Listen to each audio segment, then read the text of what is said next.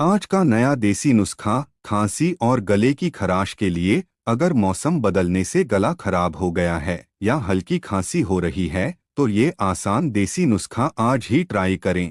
1 चम्मच शहद, आधा चम्मच अदरक का रस, 1 चुटकी काली मिर्च पाउडर, इन तीनों को अच्छे से मिलाकर दिन में 2 बार सुबह शाम ले। गले की खराश में राहत, सूखी खांसी में आराम, इम्यूनिटी मजबूत। अगर खांसी ज्यादा दिनों तक रहे तो डॉक्टर से सलाह जरूर लें।